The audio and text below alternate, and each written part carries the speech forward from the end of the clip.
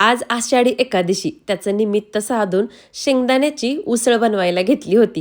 व्हिडिओच्या सुरुवातीला माझ्या सर्व ताईंना आषाढी एकादशीच्या खूप खूप शुभेच्छा. पांडुरंगाच्या चरणी एकच प्रार्थना, माझ्या सगळ्या ताईंच्या सगळ्या चांगल्या इच्छा लवकरात लवकर पूर्ण होत हीच. रात्री ना इथं मोठी एक वाटी मी शेंगदाणे भिजत घातले होते. तुम्हाला पण ही शेंगदाण्याची उसळ करायची असेल ना तर अगदी 4 ते 5 तास शेंगदाणे भिजले ना तरी पण चालतील. तुम्ही आत्ता दुपारी 1 वाजता हा व्हिडिओ बघितल्यानंतर भिजत घातले आणि संध्याकाळी केली तरी पण चालेल. कुकरमध्ये थोडंसं तेल गरम केलं. तेलामध्ये 1 चमचा बारीक करून घेतलेली हिरवी मिरची टाकून घेतली. आता हे भिजत घातलेले जे शेंगादाणे आहेत की नाही ते त्याच्यामध्ये टाकून घेणार आहे. तुम्हाला हवे तितके करू शकता तुम्ही. खूप छान लागते खाण्यासाठी आणि सगळ्यात महत्त्वाचं अशी भिजत घातलेल्या शेंगदाण्याची उसळ आहे ना ती खाण्यासाठी पौष्टिकसुद्धा असते बरं का.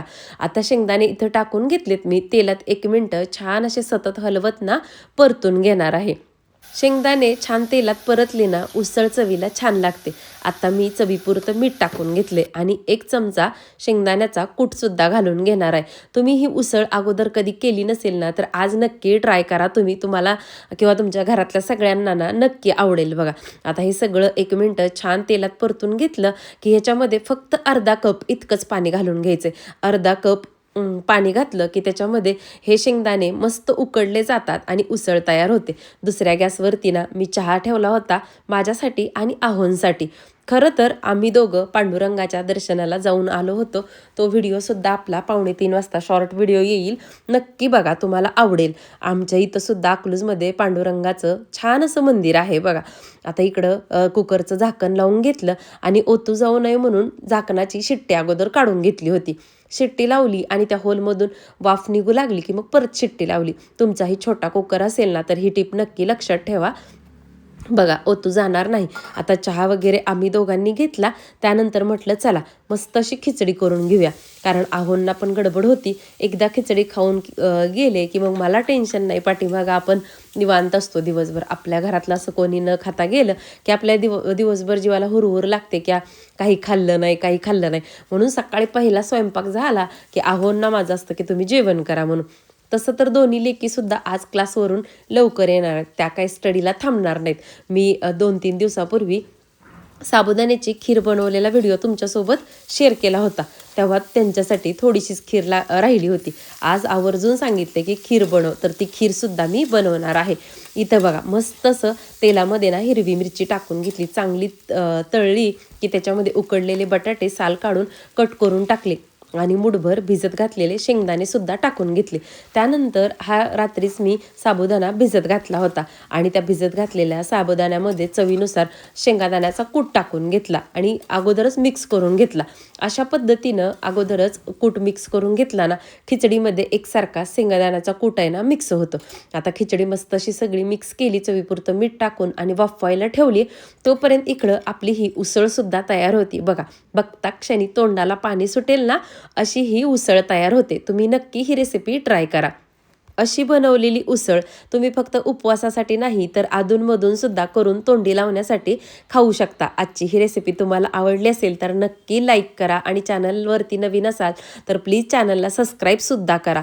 कमेंटच्या शेजारी हाईप म्हणून पॉईंट्स असतात, ते पॉईंट दिले ना माझ्या इतरांपर्यंत व्हिडिओ पोचतात, तर ते सुद्धा करा.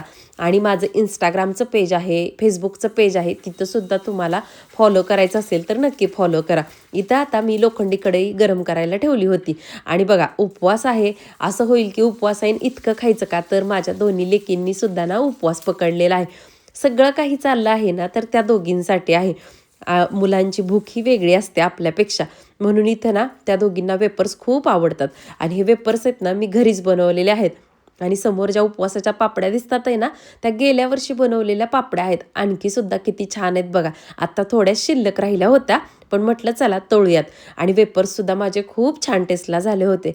तुळशी कालच मी देवाला अर्पण करण्यासाठी बॉक्समध्ये तोडून फ्रीजमध्ये ठेवल्या होत्या. सगळं काही आता बनवून तयार होतं.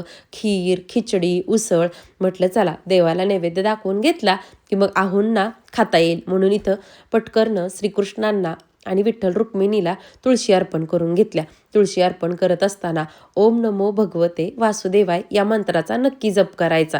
श्रीकृष्णांना आणि विठ्ठलाला तुळशी प्रिय आहे, त्यामुळं रोजच्या पूजेमध्ये तुळशी अर्पण करायची. खरं तर मला काही दिवसापूर्वी माहिती नव्हतं की एकादशी दिवशी तुळशी तोडत नाहीत. एका ताईंनी मला कमेंट करून सांगितलं, अगं एकादशी दिवशी तुळशी तोडत नाहीत. तेव्हापासून ना मी आठवणीत ठेवते की एकादशी दिवशी तुळस तोडायची नाही. जर तुळस लागायची असेल ना तर आदल्या दिवशीच तुळशी तोडून ठेवते मंजुळासहित आणि फ्रीजमध्ये ठेवते. तुमच्याकडून पण ना मला अशा बऱ्याच गोष्टी शिकायला मिळत असतील. माझं काही चुकत असेल तर आठवणीनं आवर्जून सांगत चला. मला नक्की बदल करायला आवडतात. आणि बघा इकडं देवाला नैवेद्य वगैरे दाखवून घेतला आणि नैवेद्याच्या ताटाखाली ना पाण्याने भरीव चौकोन नक्की काढायचा. आणि नंतर म्हटलं चला आज एवढी मोठी एकादशी आहे तर उंबरट्याला हळदीचं लेपनसुद्धा करून घेऊया. म्हणून एका प्लेटमध्ये ना आपली कुंकवाची जी हळद असते ना ती हळद, गुलाबजल आणि थोडंसं मोगऱ्याचं अत्तर आणि पाणी मिक्स करून हळद कालवून घेतली होती. उंबरठ्याला सगळीकडे ती हळद लावून घेतली. तुम्ही पण अजून जर हळदीचं लेपन केलं नसेल ना आजचा दिवस खूप चांगला आहे. तसा रोजचाच दिवस चांगला असतो, पण आपल्याला रोज रोज या गोष्टी करणं शक्य होत नाही. आपण गुरुवार, शुक्रवार, सोमवार तुमच्या आवडतीच्या कोणत्याही वाराला 8 दिवसापैकी तुम्ही कोणत्याही दिवशी हळदीचं लेपन करू शकता. घरात खूप छान पॉझिटिव्ह वाटतं. दारामध्ये ना छान अशी छोटीशी रांगोळी काढून घेतली, दिवा लावला, धूप लावला आणि घरातलं इतकं वातावरण छान प्रसन्न झालं होतं ना. चौकटीला वगैरे सगळीकडे हळदी कुंकू लावून पूजा करून घेतली. असं अधूनमधून छोट्या मोठ्या गोष्टी करत राहिल्या ना आपल्याला आणि आपल्या घरातल्या माणसांना छान ऊर्जा मिळते आणि आपल्याला काहीतरी सण सूद असल्यासारखं वाटतं. एक आयुष्यामध्ये वेगळा चेंज वाटतो.